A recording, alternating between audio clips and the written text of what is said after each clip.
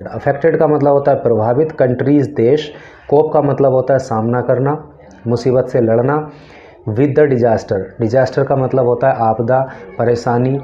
एक काफ़ी पुराना सॉन्ग है कि इंसान का इंसान से हो भाईचारा, यही संदेश हमारा। यानी अगर कोई व्यक्ति मुसीबत में है और उसकी अगर आप मदद करते हो तो इससे बड़ा धर्म कोई हो नहीं सकता।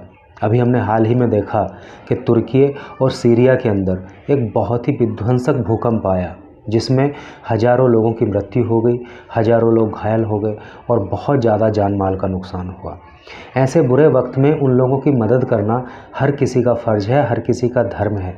और उसी के चलते प्रधानमंत्री नरेंद्र मोदी ने भी उन लोगों के प्रति अपनी संवेदनाएं व्यक्त की हैं और वहाँ पर हर संभव मदद पहुँचे ये भी सुनिश्चित किया है। तो उसी से रिलेटेड ये न्यूज़ है, तो चलिए देखते हैं। और हाँ, एक बात और मैं आपको और बता दूं, क्योंकि आप इंग्लिश बोलना सीखना चाहते हो तो इसलिए जीवन में कोई भी परिस्थिति हो, वो दुख की हो, सुख की हो या कैसी भी परिस्थिति हो, तो उस परिस्थिति में आप इंग्लिश तभी बोल पाओगे जब उस परिस्थिति से रिलेटेड आपके पास वर्ड्स होंगे, आपके पास वोकेबलरी होगी। और वो कहाँ से आएगी? वो न्यूज़पेपर से आएगी। तो चलिए देखते हैं।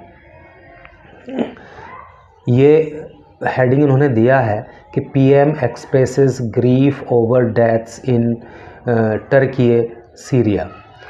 यानी कि पीएम, पी से प्राइम, एम से मिनिस्टर, प्राइम मिनिस्टर प्रधानमंत्री एक्सप्रेसेस व्यक्त करते हैं ग्रीफ दुख, ओवर पर, डेथ्स मृत्यु, इन टर्की यानी कि तुर्की और सीरिया में, यानी कि सीरिया और तुर्की में जो मौतें हुई उनके ऊपर प्रधानमंत्री ने भी दुख व्यक्त किया। ऐसे करके है।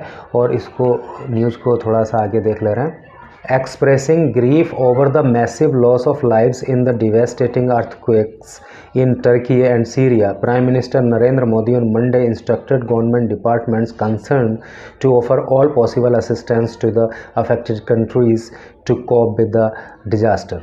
वर्ड मीनिंग देख लीजिए। एक्सप्रेस का मतलब होता है व्यक्त करना, ग्रीफ का दुख, ओवर ऊपर, द मैसिव, मैसिव का मतलब होता है, अभी अगर पिछली वीडियो आपने देखी हो तो वहाँ पे मैसिव आया था, यहाँ पे आपका रिवीजन हो रहा है। मैसिव का अर्थ होता है बड़ा, लॉस नुकसान, ऑफ लाइफ जिंदगियों का। एक चीज़ मैं यहाँ आपको और क्लियर करता चलूँ कि जैसे लाइफ होता है ना, लाइफ होता है सिंगुलर नंबर, एक वचन, और जब उसका हमें बहुवचन करना होता है, प्लूरल करना होता है, तो उसको लाइव्स करते हैं, ना कि LIFES करते हैं, बल्कि LIVES करते हैं। ठीक है। आप इंग्लिश को ना, इंग्लिश की बारीकियों को अगर टेक्निकली समझोगे ना तो समझने में भी अच्छा लगेगा और हमेशा के लिए याद भी हो जाएंगी। Loss of lives in the devastating, devastating का मतलब होता है भयानक, विध्वंसक, विनाश करने वाला, अर्थक्वेक भूकंप, in Turkey and Syria. Prime minister Narendra Modi on Monday instruct, instruct का मतलब क्या होता है? निर्देशित करना, आदेशित करना।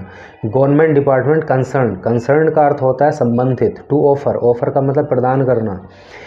ऑल सभी, पॉसिबल संभव। असिस्टेंस का अर्थ होता है सहायता, मदद।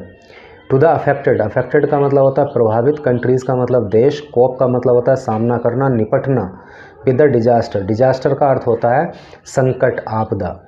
तो क्या टोटल का अर्थ क्या हुआ कि तुर्की और सीरिया के अंदर जो एक ये विनाशक भूकंप आया और उसमें जो जान माल का बहुत बड़ा नुकसान हुआ, उस पर प्रधानमंत्री नरेंद्र मोदी ने दुख व्यक्त किया और संबंधित विभागों को आदेश दिया कि जो भी संभव सहायता हो सकती है वो उन देशों को आप पहुंचाओ, ताकि वो देश, उस देश के लोग इस समस्या से निपट सकें।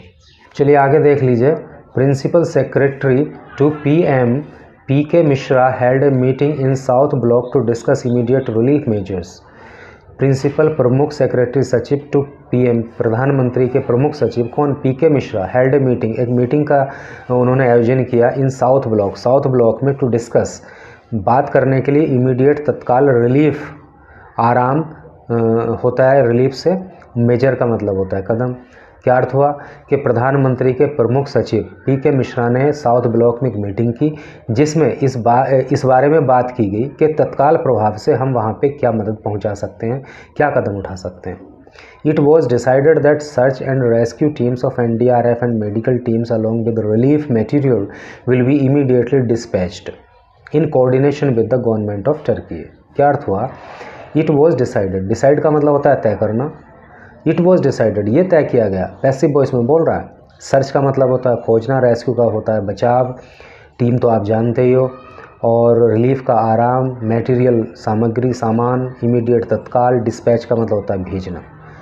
क्या अर्थ हुआ कि ये तय किया गया कि तुरंत जो है वहाँ पे सर्च और रेस्क्यू टीम एनडीआरएफ की भेजी जाएंगी, वहाँ पे मेडिकल टीम भी भेजी जाएंगी और उनके पास जो है सारा का सारा मटेरियल उनको प्रोवाइड कराया जाएगा, यानी कि दवाई वगैरह और जो भी रिलीफ मटेरियल हो सकता है वो लेके सर्च टीम, मेडिकल टीम और रेस्क्यू टीम को वहाँ पे तत्काल प्रभाव से भेजा जाएगा in coordination with the government of Turkey. In coordination का मतलब मैंने आपको बताया समन्वय, यानी तालमेल बैठाना, with the government of Turkey है, तुर्की की गवर्नमेंट के साथ तालमेल बैठाकर हम ये काम करेंगे, ऐसा जो है प्रमुख सचिव ने मीटिंग में डिसाइड किया। आगे देखिए आगे क्या बोल रहा है, ये प्रधानमंत्री का ट्वीट है जो उन्होंने ट्विटर पर दिया। Anguished with the loss of lives and damage of property due to the earthquake in Turkey. Anguish का मतलब होता है दुखी होना, पीड़ित होना, कष्ट होना। तो ये शॉर्ट में उन्होंने लिखा आई एम एंग्विश ना लिख के सीधा लिखा anguished by the loss of lives.